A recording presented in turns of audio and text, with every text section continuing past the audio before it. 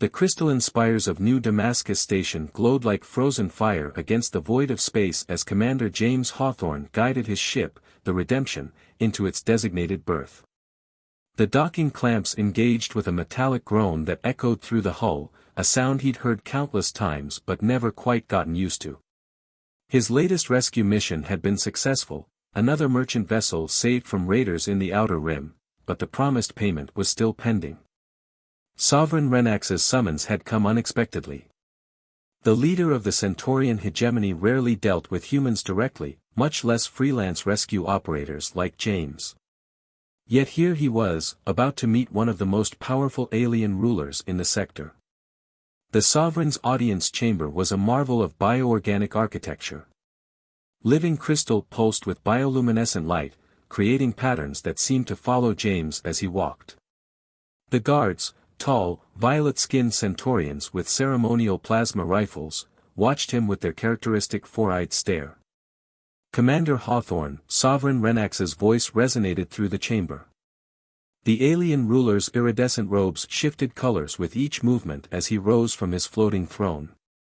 Your reputation precedes you. James maintained a neutral expression, years of diplomatic missions having taught him the value of patience. I appreciate the invitation, Sovereign. Though I admit, I was expecting a simple credit transfer for my services. Renax's secondary eyes blinked in what James recognized as amusement. Credits are such a crude form of payment for someone of your unique capabilities. I have something far more valuable to offer. The Sovereign gestured to a side door, which spiraled open with a whisper. Two guards emerged, escorting a hoverchair. In it sat a young Centaurian female, her skin a pale lavender that seemed to shimmer in the chamber's light. Unlike the other Centaurians, she had only two eyes, a rare genetic variation, but they burned with an intensity that made James take an involuntary step back. My daughter, Lily, Renax announced, his tone carrying an edge of dismissal that made James's jaw clench. An unfortunate accident left her unable to walk. She has become something of an embarrassment to our bloodline. The princess's expression remained carefully neutral, but James caught the slight tremor in her hands as they gripped the chair's arms. With respect, Sovereign, James chose his words carefully, I don't deal in sentient trafficking. Renax's laugh echoed through the chamber. Trafficking? Oh no, Commander. I'm offering you a ward. Someone to care for. In return for your recent service and, perhaps, future considerations. James looked at Lily again. She met his gaze steadily, and for a moment, he could have sworn he felt something, a whisper of thought, a touch of consciousness against his mind. And if I refuse? Then you leave with nothing, Renax's tone hardened. And I'm certain the raiders in the Outer Rim would be very interested to learn the flight patterns of a certain rescue vessel. The threat wasn't subtle. James had made many enemies in his line of work, and without the Sovereign's protection, his days of successful missions would be numbered. I accept, James said, the words tasting bitter in his mouth. But on one condition, the princess comes of her own free will. Renax's secondary eyes narrowed. You presume much, human. I do, James agreed, not backing down. To his surprise, Lily spoke, her voice carrying a musical quality that seemed to resonate with the crystal walls. I choose to go with the commander. Her father's expression flickered with something, relief. Triumph. Before James could analyze it further, guards were already moving to transfer Lily's hoverchair to his custody. The journey back to his ship was tense. James could feel the weight of unsaid words hanging between them. It wasn't until they were safely aboard the Redemption, out of earshot of the guards, that Lily finally spoke again. You're either very brave or very foolish, Commander Hawthorne. I've been called worse, he replied, securing her chair in the ship's medical bay. Want to tell me what's really going on here? Lily's eyes seemed to glow in the ship's dim lighting. My father isn't giving me away because I'm disabled. He's giving me away because he's afraid of me. Afraid? Of what? She smiled, and suddenly every loose object in the medical bay began to float. Of what I can do with my mind while my body sits still. James watched in amazement as medical instruments orbited around them like tiny satellites. Telekinesis. But the Centaurians don't have psionic abilities. Lily finished for him, letting the object settle gently back in place. They don't. I'm something new. Something that threatens the very foundations of their genetic purity. And your father thinks giving you to a human will somehow contain this threat. No, her expression darkened. He thinks you'll fail to protect me from the assassins he's undoubtedly already dispatched. My death at the hands of a human would serve his purposes perfectly. James ran a hand through his dark hair, mind racing through the implications. You knew this would happen. You wanted to be assigned to my ship. I chose you specifically, Commander. Your reputation for integrity, your successful rescue record, and most importantly. She paused, her two eyes seeming to peer into his soul, your own experience with loss and redemption. The reference to his past made him stiffen. You've been in my head. Only the surface thoughts. I wouldn't violate your privacy without permission. But I need your help, Commander. Not just to stay alive, but to expose a conspiracy that goes far beyond my father's fear of genetic aberrations. James moved to the ship's controls, beginning the undocking sequence. You're asking me to potentially start a war with the Centaurian hegemony. I'm asking you to help me prevent one, Lily countered. My father's plans, they go far beyond simple politics. He's been experimenting with forced genetic manipulation on other species. What happened to me wasn't an accident, it was a prototype. The implications made James's blood run cold. He looked at the young princess, seeing past her disability to the strength and determination in her eyes. She was offering him something far more valuable than payment, a chance to make a real difference in the galaxy. Well then, Your Highness, he said, engaging the Redemption's engines, I suggest you tell me everything. As they accelerated away from New Damascus Station, James couldn't shake the feeling that his life was about to become infinitely more complicated, and infinitely more interesting. The Redemption drifted silently through the asteroid field at the edge of Centaurian space, its stealth systems working overtime to mask their presence. In the ship's dimly lit medical bay, James watched as Lily demonstrated her abilities once again, this time with terrifying precision. 3 holographic star charts rotated in perfect synchronization above her hover chair, while she simultaneously manipulated a complex array of medical scanning equipment. Her 2 eyes, unlike the 4-eyed norm of her species, glowed with an inner light that seemed to pulse with each demonstration of her power. The genetic labs, she explained, gesturing to a point on one of the maps, causing it to zoom in, are hidden beneath the surface of Proxima 3. My father's scientists have been conducting their experiments there for the past decade.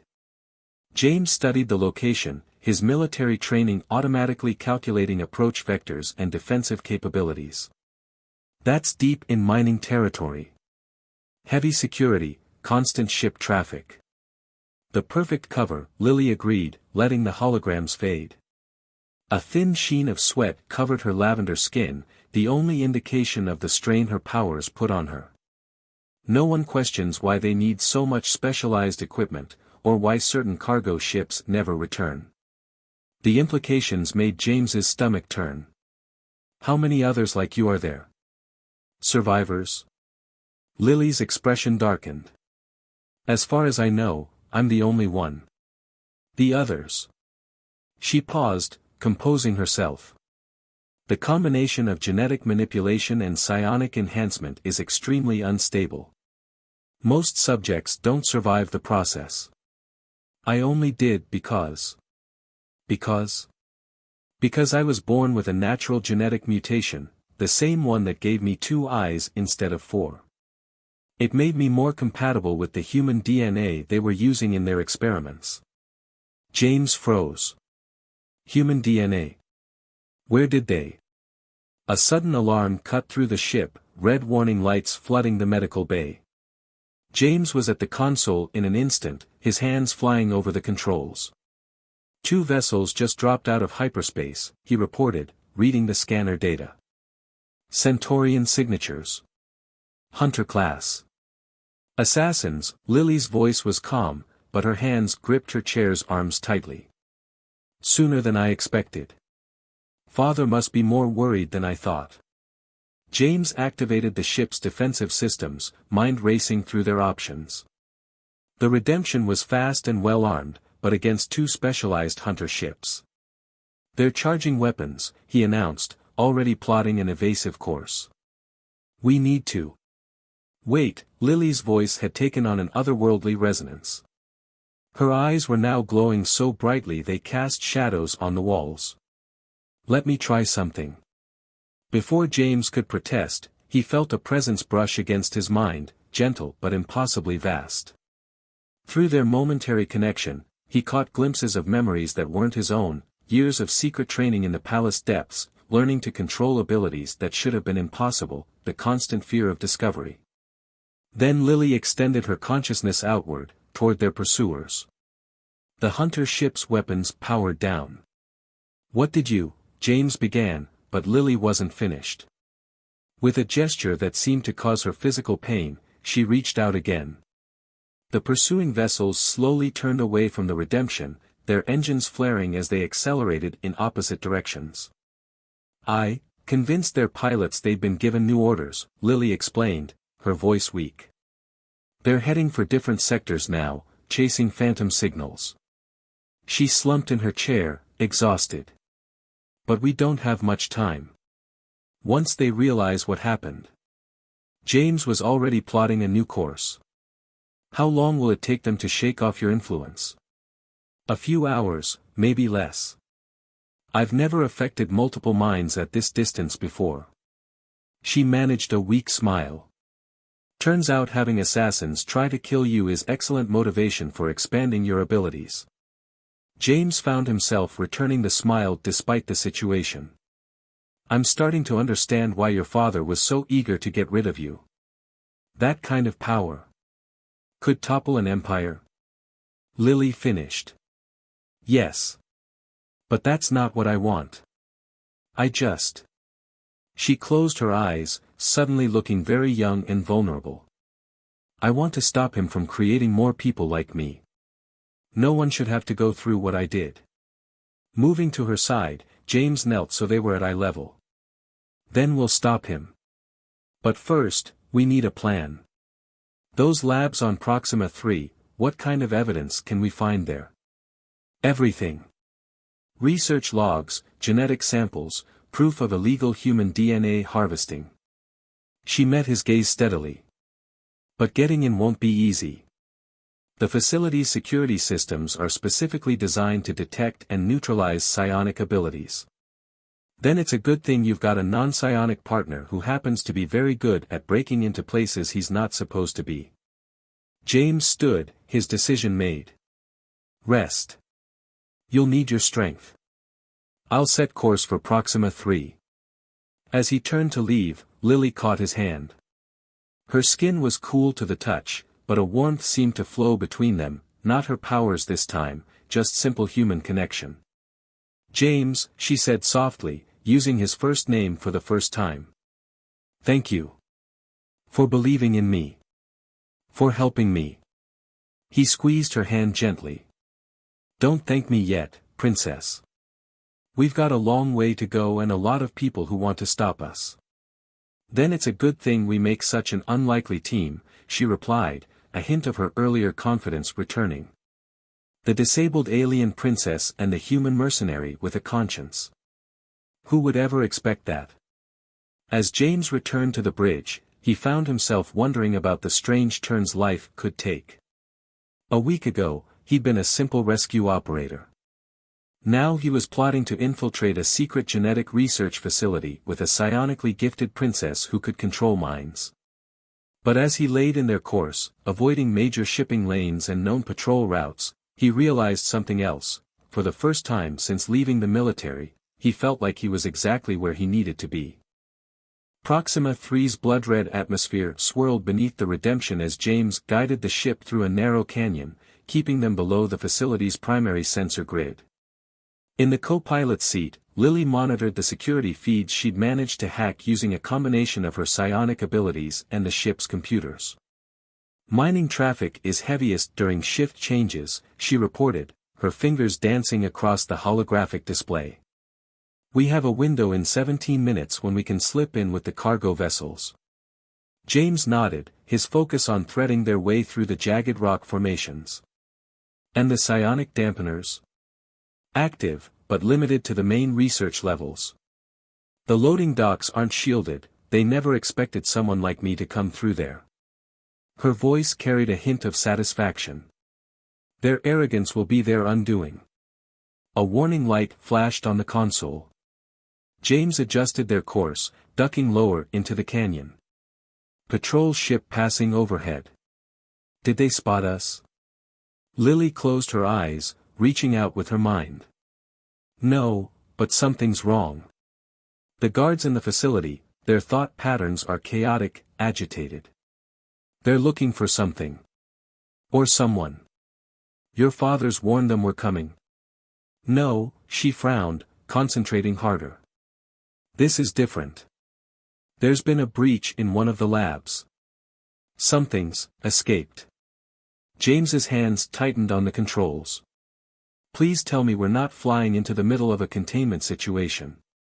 If we are, it's the perfect distraction. Her eyes snapped open, now glowing with that familiar inner light. James, we have to hurry. I'm picking up fragments of panic, images of other test subjects. If any of them are like me, they could be dangerous or suffering, James finished. Either way, we can't leave them. He checked their position. 12 minutes to the cargo window. Will you be able to handle the dampeners? Lily's expression was grim. I'll have to. But James? She reached over, placing her hand on his arm. Promise me something. If things go wrong, if I start to lose control. That's not going to happen. Promise me, she insisted. My powers are growing stronger every day. If the dampeners fail completely, if I can't control it. James met her gaze. I promise to keep you safe. From others and from yourself. The sincerity in his voice seemed to calm her. She nodded, turning back to the security feeds. But James noticed her hand lingered on his arm a moment longer than necessary. They landed among a group of cargo haulers, the Redemption's modified hull panels perfectly mimicking the worn look of a mining vessel. James helped Lily transfer to a more compact hover chair they'd modified for the mission, watching as she settled herself into position. Remember, she said as they approached the airlock, the research data will be in the central computing core. Level B3. We'll need a direct neural interface to download it. Which means getting you to the core. James checked his weapons one last time. Through a facility full of guards, escaped test subjects, and psionic dampeners. Should be fun. Lily smiled, but it didn't reach her eyes. Just stay close to me. The dampeners will weaken my abilities, but I should still be able to provide some protection. And James? She caught his hand. Whatever we find in there, don't let me lose myself. Sometimes, when I touch other psionic minds, it's hard to remember where they end and I begin. The vulnerability in her voice made his chest tighten. I've got you, princess. Always. They made it through the initial security checkpoints using forged credentials and Lily's subtle mental nudges. The loading dock was chaos, workers rushing to secure shipments, guards herding people toward emergency shelters, alarms blaring intermittently. Status report, a harsh voice called out as they rounded a corner. A security officer stood blocking their path, his 4 eyes narrowing at the sight of them. James felt Lily tense beside him, her powers already reaching out, but something was wrong. The officer's mind was shielded, protected by more than just the facility's dampeners. He's augmented, Lily whispered, a trickle of blood running from her nose as she strained against the officer's defenses. Neural implants, military grade. The officer's hand moved toward his weapon. Identity verification required. James moved without thinking. His first punch caught the officer in the lower right eye, sending him staggering. The second strike targeted a nerve cluster unique to Centaurian physiology, a weakness he'd learned during his military days. The officer dropped, unconscious before he hit the ground. That was impressive, Lily said as James dragged the body into a storage alcove. But they'll know we're here now. The implants, they must be connected to central security. As if confirming her words, new alarms began to sound. The general evacuation alerts were replaced by the harsh buzz of intruder warnings. Time for subtlety is over, James drew his plasma pistol. How far to the core? 2 levels down, but, Lily suddenly gasped, her hands flying to her temples. James. The other subjects, they're free. All of them. And they're in pain, so much pain. Through their growing connection, James caught fragments of what she was sensing, twisted minds crying out in agony, failed experiments driven mad by their broken bodies and fractured psyches. And something else, something darker. They didn't escape, Lily's voice shook. They were released. This whole thing, it's a trap. My father. Her eyes went wide. He's here. He's been waiting for us. The facility's lights flickered, and in the distance, something screamed, a sound no human or Centaurian throat could make. James moved closer to Lily's chair, his combat training warring with his instinct to get her out immediately. We can still abort, he said. Live to fight another day. Lily straightened in her chair, and despite her obvious fear, her voice was steady. No. We've come too far. Those subjects, they're suffering because of what was done to them. Because of what my father ordered done to them. This ends today. Looking at her in that moment, determined, powerful, yet so fundamentally compassionate, James realized something that had been growing in his heart since the day they met. But there was no time for such revelations now. Not with death and madness stalking the corridors ahead of them. Then let's end it, he said, checking his weapon's charge. Together.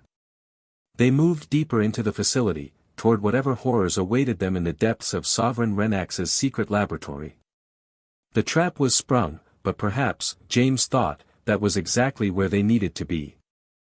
The descent into the facility's lower levels felt like a journey into hell itself. Emergency lighting cast crimson shadows across the corridors as James and Lily made their way deeper, following the trail of destruction left by the released test subjects. The walls bore claw marks from creatures that should never have existed, and the air grew thick with the acrid smell of burned circuitry and something else, something organic and wrong. Another one ahead, Lily whispered, her face pale and drawn. The psionic dampeners were taking their toll, but she refused to turn back. In pain, so much pain. They rounded the corner and found it, what had once been a Centaurian, now twisted almost beyond recognition. Extra limbs sprouted from its torso, and its 4 eyes had multiplied across its face like a spider's. It crouched over the body of a security guard, making soft keening sounds. Can you help it? James asked, keeping his weapon trained on the creature. Lily reached out with her mind, then immediately recoiled. There's almost nothing left, just fragments of consciousness, broken memories. A tear rolled down her cheek. This could have been me. If the experiments had gone wrong. The creature's head snapped up, multiple eyes focusing on them. It rose on its mismatched limbs, mouth opening to reveal row upon row of needle-like teeth. Lily, James said quietly, look away. No. She stretched out her hand, fighting against the dampeners. Let me try. The creature lunged, but froze mid-leap, suspended in the air. Blood trickled from Lily's nose as she held it there, her powers straining against both the facility's dampeners and the creature's fractured mind. Sleep, she commanded, her voice resonating with power. Find peace. The creature's eyes, all of them, slowly closed. It crumpled to the floor, its breathing evening out into the rhythm of deep slumber. Lily sagged in her chair, exhausted. You should have let me end it, James said softly, offering her a cloth for her bleeding nose. There's been enough death. She wiped the blood away with trembling hands. Besides, we need to save our strength. My father. A slow clap echoed through the corridor, making them both freeze. Impressive, Sovereign Renax's voice came from everywhere and nowhere. You've grown so much stronger than I ever anticipated, daughter. James spun, trying to locate the source of the voice. Show yourself. Now why would I do that? The Sovereign's tone was amused. I'm learning so much more by watching. Tell me, Lily, does your human pet know the full truth? About what you really are? I know enough, James growled. I know you experimented on your own daughter. Experimented? Renax laughed. Oh no, Commander Hawthorne. I perfected her. She was the first successful fusion of Centaurian and human DNA, a breakthrough that will revolutionize our species. Though I admit, the paralysis was an unfortunate side effect. You're insane, Lily's voice shook with rage. All these people you've tortured, mutated. Necessary sacrifices for the greater good. But you, my dear, you were meant to be so much more. The perfect weapon, loyal to the hegemony. Instead, you developed a conscience. The Sovereign's voice hardened. A flaw we'll soon correct.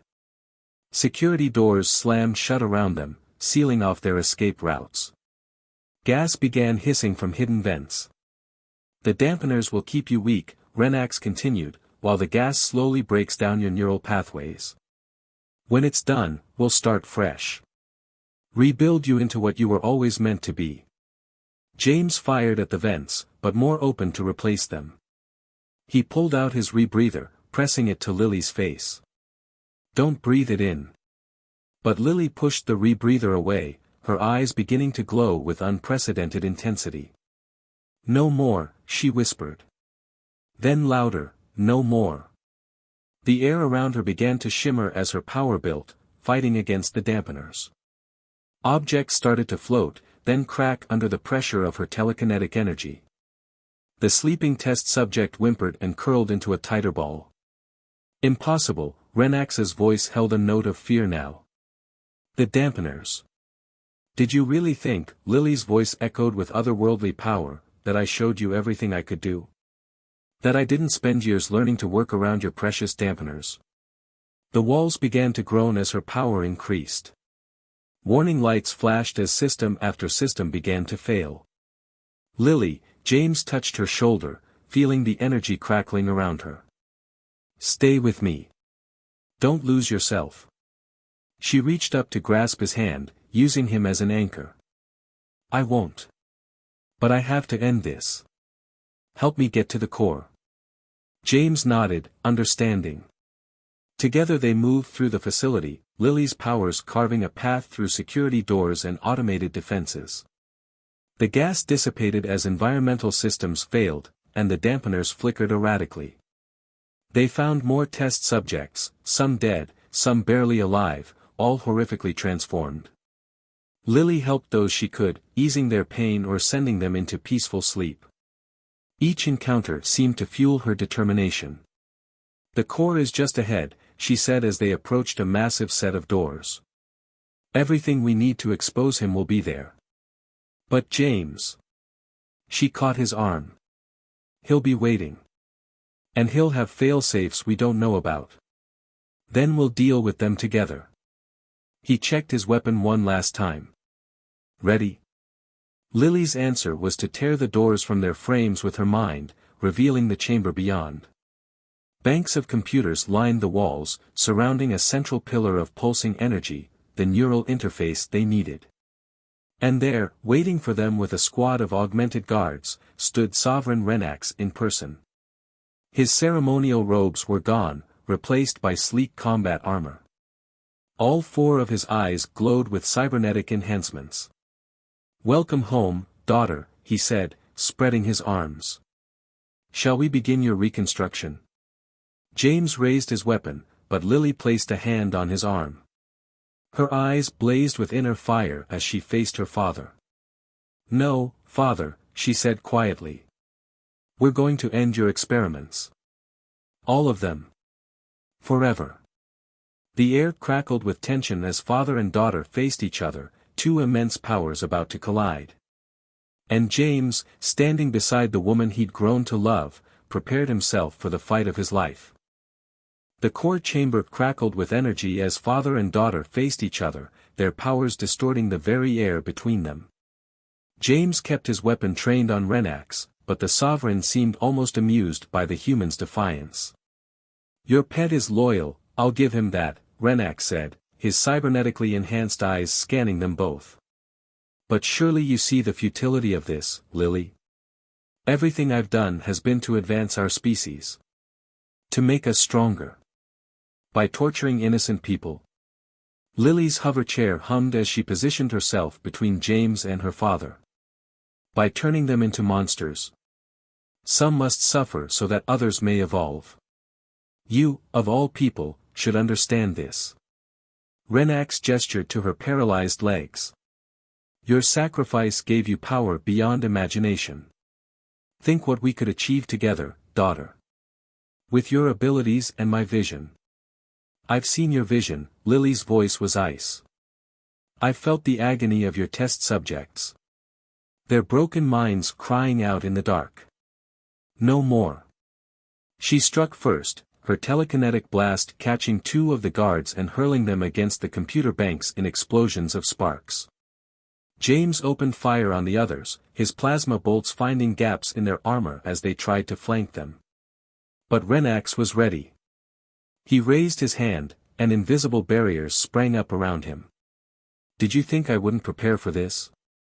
That I wouldn't find ways to replicate your abilities through technology?" The remaining guards activated neural disruptors, devices specifically designed to cause pain in psionic minds. Lily screamed as the waves hit her, blood trickling from her nose and ears.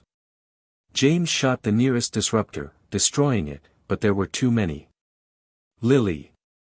Through their connection, he felt a fraction of her agony.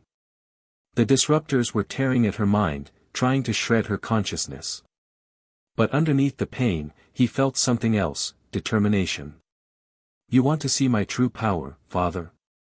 Lily's voice echoed strangely, as if coming from everywhere at once. "Then watch closely."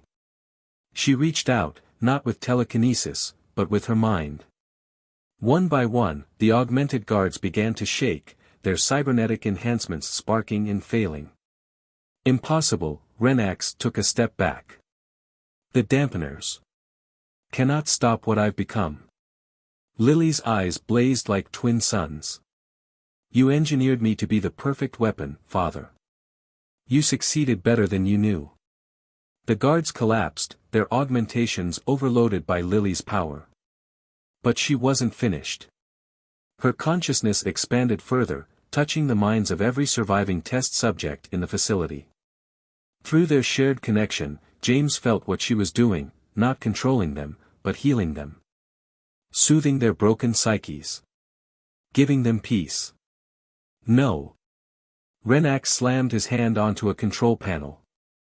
"If I can't have you, I'll destroy everything." Warning klaxons blared as the facility's reactor began to overload. Emergency lights flashed as security systems initiated emergency protocols. The test subjects, Lily gasped, the strain of maintaining her connection showing. "They're sealed in their cells. They'll die." "I'll get them out," James was already moving. "Stop him." Father and daughter clashed in a battle of wills and power. Renax's technological barriers met Lily's pure psionic force as James raced through the facility, freeing the survivors and guiding them toward escape pods.